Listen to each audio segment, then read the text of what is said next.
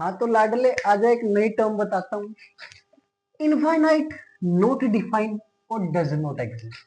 ये मैथ्स में बहुत ज्यादा यूज होने वाले टर्म्स हैं, तो इसमें बहुत ज्यादा कंफ्यूजन रहती है। एक मिनट के अंदर खत्म करते हैं। पहली बात तो ये बता दूं कि ये तीनों के तीनों इक्वल नहीं होते।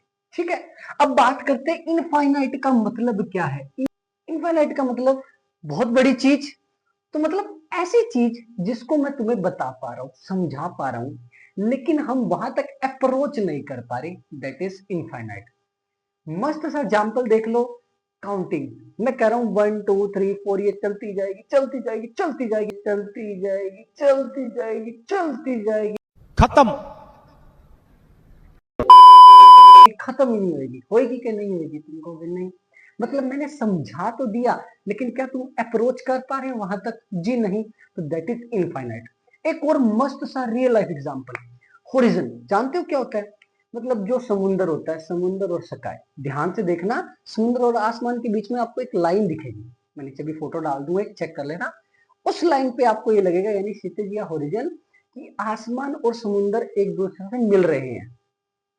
डिफाइन तो कर दिया आपको ये बात, लेकिन क्या आप वहां तक अप्रोच कर पा रहे हो? नहीं, वहां तक आप कभी जा ही नहीं सकते। तो मतलब मैंने समझा दिया, आपको समझ आ गया, लेकिन हम अप्रोच नहीं कर पा रहे, दैट इज इनफाइनाइट। और जो हमारे बाल है, ये बताओ इनफाइनाइट हो गया या होगा कि नहीं होगा? तो ये आप सोचना, क्या हम इसको अप्रोच कर पाएंगे?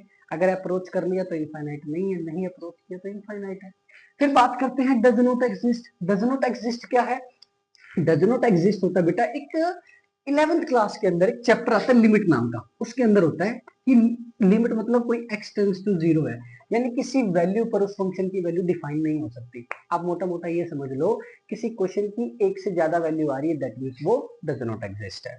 और नॉट डिफाइन, इस पे मैंने एक स्पेशली वीडियो भी बनाई थी, आप देख सकते हैं।